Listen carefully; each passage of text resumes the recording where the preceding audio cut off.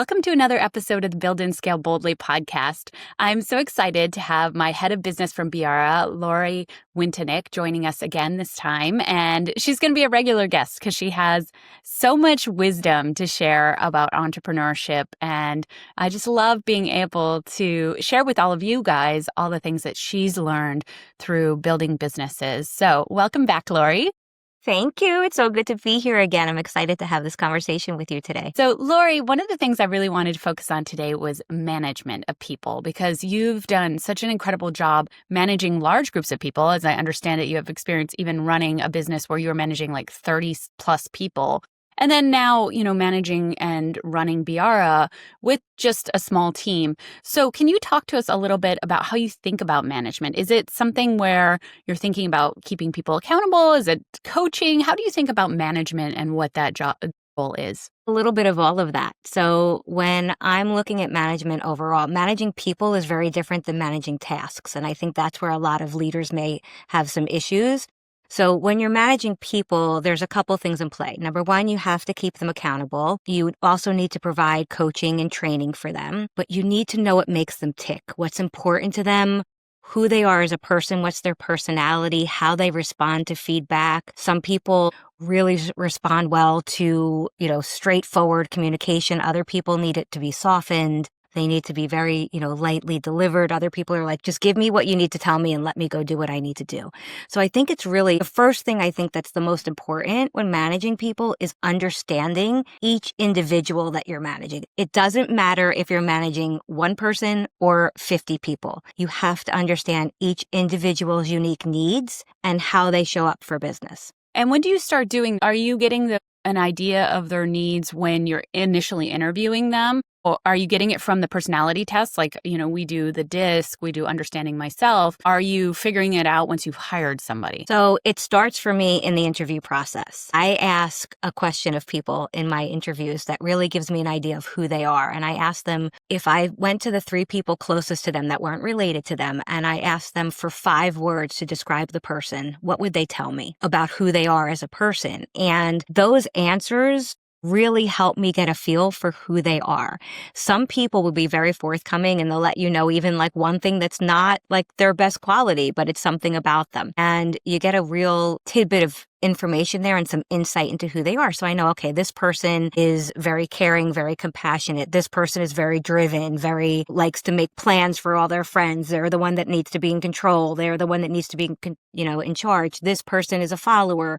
They'll do whatever's needed of them, but they don't want to have to be in charge. So I can get feelings of who they are personality-wise just for those 5 words. Then the personality, the DISC assessments make another step of understanding them at a deeper level. And then really it's a conversation once they're hired. What drives you? What motivates you? What's important to you? For some people, it's time. For some people, it's money. For some people, it's significance and titles and things like that. Yeah, I want to pull out a couple important pieces there. So I hire a lot of consultants to come in and kind of do small tasks in the business so that I can learn from them and learn their process. And one of the consultants I hired, I think last year, I had them come in and run hiring for one individual so I could learn their whole hiring process. They asked a very similar question, but it wasn't exactly that question. And they asked it in the written part of when they were filling out the application. And I think that's not as powerful as what you do, because they basically said, what are 3 words that you would use to describe yourself? And people don't have to think on their feet, right? They can just write it out. And they're using 3 words to describe themselves. And so they're going to use words like reliable and like words that they think that you want to hear as a business hiring them. Whereas your question very specifically is, what would your friends say about you? And you're putting them on the spot where they have to come up with it really quickly. And, we've talked about this, but the level of transparency, that's really what you're going to appreciate in that individual when they answer that question to some extent, right? Because they don't really have the time to kind of put in some words that they think they want to hear if they're going to answer honestly. And you can see them if they're not going to, thinking about it, putting the structure around it versus, hey, this is really who I am. So I think that's really a powerful question that people should consider adding into their hiring process, but doing it specifically as you're describing, which is off the cuff during the spoken interview and asking them specifically about what their friends would say. And you get a very different response when you ask for friends. And there's a reason also that I ask for 5 words, because 3 are usually easy to come up with. The other 2 are a little bit harder. And it's like you said, when you write it down, reliable, trustworthy, and whatever. No, I want to know that you're quirky. I want to know that you have a great sense of humor. I want to know that you're a little bit of an introvert. Like, people will tell you those things. But the first 3, they usually, right off the cuff, they can tell you. The next 2 are harder. And I like to see people in a struggle a little bit of coming up with a word. And I like to see what they give me, because it is, how much did you think through what you think I want to hear as opposed to what you've honestly answered? Yes. And our businesses use the DISC. And I love to, of course, see what the person's natural style is and their adaptive style in the DISC part. But what's really helpful is looking over and looking at some of the drivers. Are they individualistic? Power? Is it regulatory? Like, are they aesthetic? Like, what's kind of some of the other pieces, or economic? Like, what's driving a lot of how they're showing up? I find that so helpful in understanding them to a different level. And then also we use understanding myself with like the top 2 interviewees. And that one goes into things like neuroticism, right? And withdrawal and hardworking and extroversion. So it kind of gives you a different vision of that individual. And so when you're doing that interview part, and then you also get to kind of look at the DISC and look at understanding myself, it gives you a much wholer vision of what energizes somebody, but also what's kind of driving a lot of their behaviors. And then also when they're going to get stressed, how they're going to react, right? That volatility is in the understanding myself. So that combination is so amazing for being able to really understand the individual coming in. And of course, one of the other things we often do is take ChatGPT and feed our own personality tests in, right? If we're going to be their manager, and see where points of friction or points that, we would work really well together might be. I encourage people to think about involving AI as well in your hiring process, and especially screening, right? Screening applications. Absolutely. And I think the other thing you can get from that is really what management style you should be using with them based on where your personalities are. So I'm a very direct communicator, as we know, but I email. And when I email, my emails are just, there's no tone in email. And as a manager, you have to be really, really careful, because when you're a direct communicator and you're emailing people information, it can come across, they can read it as aggressive or be upset by it. So you have to know, if somebody who can take direct communication, who doesn't need it to be handled differently, that you can shoot those emails off at them all the time. I need this done, get it to me by Friday. They don't feel like you're demanding. But if you have somebody who doesn't take direct communication well and needs to be handled a little bit differently, maybe they're a little bit more sensitive, maybe they're a little bit more emotional, then I'm aware when I'm sending an email to them how it needs to be worded. Hi, Leti, hope you're doing well today. I really need to get this done by Friday. Are you able to handle it? And if so, please let me know, and blah, blah, blah. Whereas somebody else, I could just be like, hey, Taylor, I need this Friday. Here's the information. So even how you speak to people, all of that comes through these personality tests, the DISC assessments, your personality versus theirs, how they work together, and how they can really clash as well to make sure you're avoiding those moments. Yeah, absolutely. All of your communications are really crafted to how they want to be communicated with. And then you were talking about, once you have them hired, kind of going deeper and understanding how they want to be communicated with, how you're going to deal with them when you're meeting. I actually got a lot of value out of asking over the years is, if you're going to be here, or what would make you want to stay with my business for the next 5 years? And then you get to give a sense, it not only about communication, but what's important to them, which I think is what you're describing as well. Like, are they being driven by, the economics? Are they being driven by status? Is there something else that is going to help them feel seen and appreciated, which is so important when you're managing somebody? I remember you and I have seen that Keith Cunningham slide that he puts up, where it's like, why managers think that employees work for them, right? And number one is pay. And then what's most important to employees? And it's number one is a recognition and appreciation from good work done. So can you talk a little bit more about that? Yeah, it's really important to understand what drives people. Some people are very money motivated. So they want to work really hard, make as much as they can. They want the bonuses. They want all of that. Some people, I think everybody, to your point and to Keith's point, they want to be recognized when they do something really well. We tend to always comment on the negative. We never really make sure we're commenting on the positive. So as a manager, I always would start any meeting with a positive for them. even if it was a negative connotated meeting, even if something was really wrong and we were just discussing a problem, I would go to them with something that they did really well first, because you want to set the tone that you do appreciate them. You recognize how hard they're working for you and what's important. So I think that's, where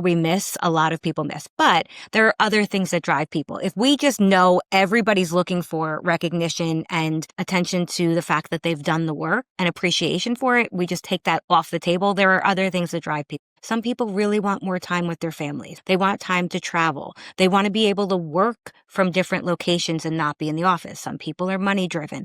Some people really want the award. They want the title. It doesn't, it matters more to them that they have the title than the extra 2 days of vacation time or the, 5% bonus or 3% increase. So I think finding out what makes everybody happy really will change things. So I have a story. There's actually a girl I hired years ago who was such a sweet woman, and she was very conscientious of her work, but she was late every single day. And it would drive me crazy because she was so good. And it was like supposed to be there from 9 to 5, and she would walk in the door at 9:05, 9:06, 9:03, 9:08. And it'd be like, my gosh, can you please just show up on time? And finally, because I understood how people tick, I sat down with her and I said, you're doing an amazing job. You did a great job on this project. Everything you're doing is being delivered, 100% accuracy. But I do have a concern because we have a, office of 30 women who are, 30 admins who are all coming in. They're all on time. You're consistently late. And it's not a good look. And I'd like to know, is there something going on in your life that's making you late? Or is this just one of your traits? Like, are you just somebody who runs behind? And she said to me, well, it's both. I tend to run behind as it is, but I only get a little bit of time in the morning with my husband. And, he leaves for work after me, and it's hard. Like, we're sitting having coffee, and I hate having that conversation cut short because we don't really get a lot of time at the end of the day. So I said to her, okay, let's change your hours. Mm-hmm. Let's work 9:30 to 5:30. And she just looked at me. And now when she came in at 9:15, she was early every day. Right. Instead of being late. But that extra 15 minutes or 30 minutes was worth more than I could give her. So that knowing that about her, that time with her family was the most important driver, I could create a whole different scenario at work for her. To Key's point, understanding what drives your employees makes a world of difference. So yes, everybody wants to be appreciated and recognized for a job well done. But the recognition for some people, like, I don't want awards. I don't want stuff sitting on my shelf. Do I want somebody to be like, good job, Laurie, that was great. Like, that was a lot of fun, or this was an amazing program. Yes. But I don't need awards. I don't need accolades. I don't need my name in lights. I'm perfectly fine not having any of that. I don't want it. What I do want is freedom of location to work from wherever I can, time with my family when I want it. Things like that are important to me. So that's where I think it's really important to figure that out and figure it out up front. I wish I would have known that about that employee right off the bat, because I would have set a different standard and I would have never been frustrated with her from the beginning. Yeah. Yes.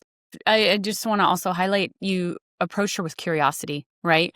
Rather than being emotional about it, having a whole lot of story about what it meant about her and coming in, hot, which a lot of people tend to do. You approached it with curiosity. You really did seek to understand. From 7 Habits of Highly Effective People by Covey, it's just such a practice of showing up with curiosity to understand the other perspective in order to come to solutions and not fracture that relationship, right? Because if you came in hot and emotional and had all kinds of stories, you really could fracture a relationship in that situation. Yeah, and I think absolutely that things could have gone sideways. I think managers always come in a little bit hot. Like, why is this happening? I learned something from a woman who, she's just incredible, Janine Driver. She's a body language expert. She used to work for some government agencies. But one of the things she says is the second you ask somebody why, you put them on the defensive. You're judgmental the second you say why. So I always want to approach it with what. What is causing this behavior? What's happening with you? Is there something going on that we can maybe work through together? Changes the conversation then, as opposed to just coming in and be like, why are you late all the time? It's just such a different feeling, and learning that, just again, the words we use matter. They really do. Now, a direct communicator back and forth, I can say, why are you late? And they'll say, because of this. But that's very rare. And as a manager, I don't ever want to come in confrontational or judgmental, for sure. When you're thinking about having those conversations where somebody is kind of missing the mark, can you talk people through that? Because I think there's a lot of discomfort that a lot of people have about how to approach these things. And so maybe start with, how to set clear expectations in the front end, but then also how do you handle it when things aren't going as expected? Having clear expectations, clear objectives, clear results, understanding that they're measurable and we can see the progress and they can see the progress and measure it themselves is extremely important in any role. Everybody needs to know very clearly and concisely what they are expected to do.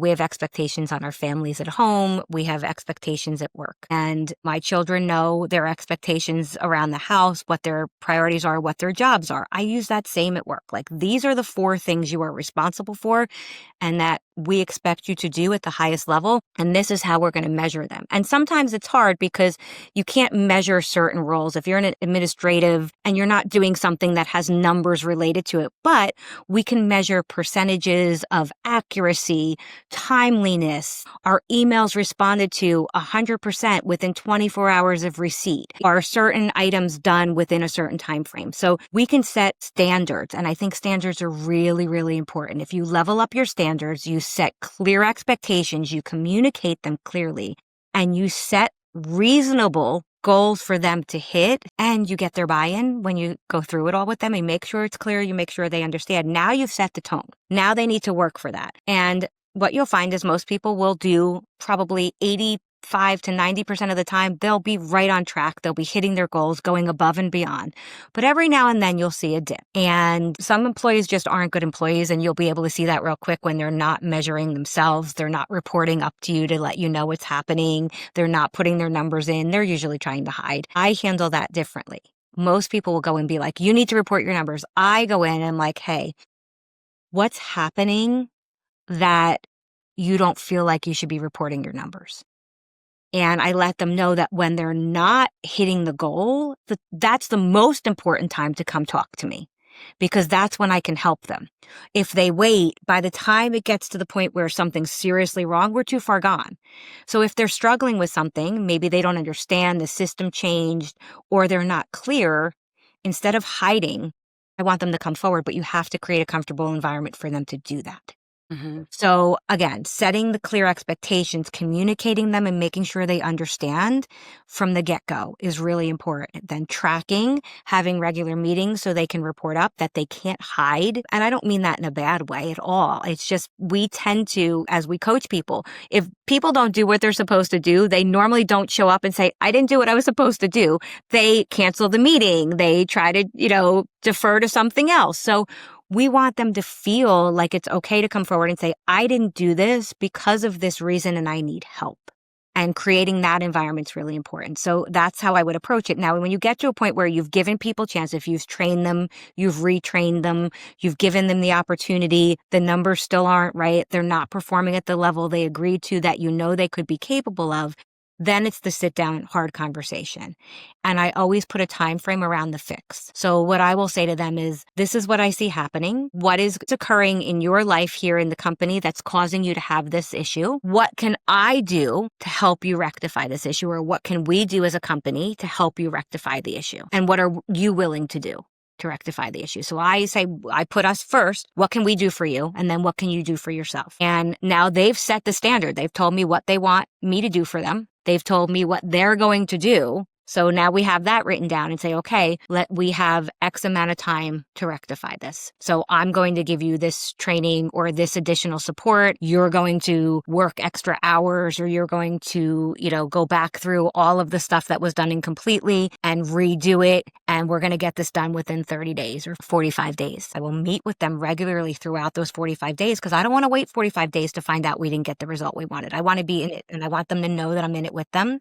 As a leader, I want to walk side by side with my people, never in front of them. And I want them to know that I'm going to do that. I'm going to be there every step with you. And then at the end of 45 days, hopefully we've made progress in the right direction. Doesn't mean it's going to be 100%, but as long as we're making progress in the right direction, then it's willing to continue forward. So what percentage of people do you think normally can come around with this type of process? Or do you often figure it out within even a week or two? Or does it really take 45 days? I say if we've hired the right people, we've set the right expectations, we've trained them, we've retrained them, we've given them the support. When we get to this point, 80% of them will come around for sure. They've just fallen into some kind of rut. They want some extra attention. A lot of times it's just they want a little extra attention, really. They want somebody to be beside them and helping them. They feel alone. They're a little bit like they're just spinning their wheels. We can stop that. The other 20%, you'll know within the first 2 weeks if they're even going to be making the effort. And you can tell the people who are really, really willing to try will make the effort. And that's all I want from people. I want effort. Results will come if the effort's there. But if you're not willing to put the effort in, then I know for sure you're not going to work out. So within the first week or two, I'm like, okay, is the effort there? Then by week 3, it's like, all right, the efforts here is the ability here to actually do this. Or maybe we miscalculated this person being in this role. And then by week 4, I'm like, all right, the abilities here, the efforts here, are we on the right track? Or is this person just doesn't care? And you'll know. It's really clear really fast. So we've gotten into the nitty-gritty of kind of managing and leading, but do you think some people are just naturally better managers, or you feel like this is a skill set anyone can gain? Do you feel like some people are better cut out for it? Because it's a conversation we're having, right, in the mastermind. Our wing mastermind is some people are like, I just don't like managing people, right? And I don't want to be a manager. But then they're also seeing that they do manage people at home. So this is such an interesting conversation that we've been having. Do you think there are natural managers? Do you think everyone should gain these skills? What's your philosophy about? I think everybody has the ability to manage. It's just what they're managing. Some people are amazing task managers. Some people are amazing managers of people. For me, as like an integrator, I'm not a visionary. I'm not necessarily a creative. I can be if I need to be, but my sweet spot is in integration and doing. So managing people, I'm able to help teach them and show them how to do so they can go do. And I love coaching. So there's a lot of that, building people up and providing them with the tools they need to go be successful. That's where I light up. Some people do not have that ability. They don't have the patience for it. They don't know exactly how to deal with people. Now, the reason you can be a great manager in your home with your family, but not at work, is you love the people at home. So you're always going to treat them. Think about your kids. You don't treat your children and your husband the same way. You don't talk to them the same way. I have one child who's a little bit emotional, and I have another child who just is bold and confident, and I can say anything to her and it's okay, but I have to watch my wording with my other child. And I'm willing to do that because I love them. At work, we are expecting outcomes, results. We're driven. Our children, whatever they accomplish in life, we'll be thrilled with. We want what's best for them, but we're not setting these standards that they have to meet. Like, you have to go be a neurosurgeon. No, like, my daughter's going to be a teacher. I'm thrilled. I love it. Like, it's the best thing in the world. I'm so happy. To me, that's just as great as if she was an astronaut. It doesn't matter to me as long as she's happy and thriving. At work, we have to meet goals and meet our standards and make money and turn a profit, and all while being mission driven and helping people and all the things we love. So it's a very different management style. I'm able to bring a lot of that into work, and I do enjoy the people I work with and I want to treat them well, but I'm not going to treat them the same way I would my family. It's a little bit different. So I think that's where we get stuck. And you also know your family at a different level, right? You know what works for them, and you may have an employee that's been with you just a few months and you don't understand them the same way that you understand a kid you've raised for 20 years, right? Totally Correct. different world too. Great insights. So are there any resources for people who are like, hey, I want to become a better manager, or I want to learn some of these skill sets that you would recommend? Or is this just like you learn by doing? You learn a lot by doing, but I do think, again, I always believe that you solve all your problems with people. So having the right people with you. The Energy Bus is a great book that I love to read because it understands how you deal with different people and recognizing as a manager and a leader where these people fit in your company and where they don't. Emotional Intelligence 2.0 is another really great book to understand because we need to go beyond just thinking of who people are, but how do they react? What do we need to be aware of in ourselves and how we're reacting to them, what we're doing, how we're speaking to them? I think you should follow the people that inspire you. You see, listen to podcasts like these, but also don't get caught up in the influencer world. Follow the people who are people of influence. So find the leaders that are influential in creating really great companies and cultures and follow them and listen to what they're doing, read what they're doing, and find what best fits you. Such good insights. We last time got to answer some of the questions that I like to ask guests at the end. So maybe just can you talk quickly about a challenge you've had with managing an individual and how you handled it and what you learned from that experience? I had an individual who desperately wanted the job that I had and was very upset that I became their manager and just was trying to get other people to kind of join this rebellion and really just fighting back constantly. And the initial reaction was to kind of put that boundary up, like, this is the way it is and we got to deal with it. And then I realized that by doing that, I was only creating more of what she wanted. She wanted conflict. She wanted it to be an issue. And I sat back and I took some time and I went back through her reviews from previous years to kind of see what was important to her. She was a hard nut to crack. She wouldn't let me in to get to know her and wouldn't have open conversations with me. So I slowly but surely was able to figure out the things that were important to her. And I started to tie the work that I needed done from her to those items and without her knowing that I was doing it. And I would meet with her and say, okay, these are the things that need to get done. What's stopping you from doing them? And she would give me her normal responses, which didn't have a lot of meat around them. And then I'd say, okay, well, here's the deal. If we can get these 3 things accomplished by this date, then I'm going to give you an extra 2 days of comp time. And she was like shocked the first time. And then, another time I just sent an email out to everyone. I was like, oh, I think we're going to add, everybody gets their birthday off. And so it's just an extra day. You don't need to use vacation time. You get the day off. I can't use it on your actual birthday. You can use it any day in your birthday month. And that was something she complained about. We don't even get our birthdays off. I just started to listen to little things. And once she saw that I was a solution-driven person and I was really about making people happy in the job, it wasn't about control. It wasn't about any of that. It was really about how can I make them feel valued and satisfied? I want people to come to work and feel joy and be part of something. I never want somebody to walk in and their shoulders are down and they're like, oh, I'm back at work today. No, I want to walk by your office and be like, hi, Leti, and you'd be morning. I love that.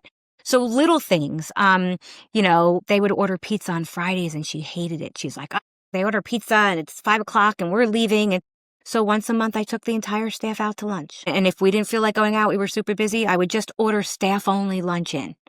And $100 worth of salad and whatever it was, she was thrilled. And she went from complaining about me to being one of my biggest raving fans when she retired, which was amazing. And to me, it's all about, again, it comes back to being caring and caring enough to learn about your people, to provide them with what truly matters. She wanted the role that I had because she thought it came with the power to create what she wanted. But she had the power to create it all the time. She could have just asked for it differently. Luckily, I was able to figure it out and give it to her. And her productivity went through the roof. She became one of our best employees because she was getting what she wanted. Wisdom. Laurie, I love having you on the podcast because all the wisdom you've garnered from so many years of running businesses, I just feel really grateful to have that come through. So thank you so much for being here. And I look forward to our next conversation. Me as well. I'm grateful to be here and be part of this and just to be able to share with everyone.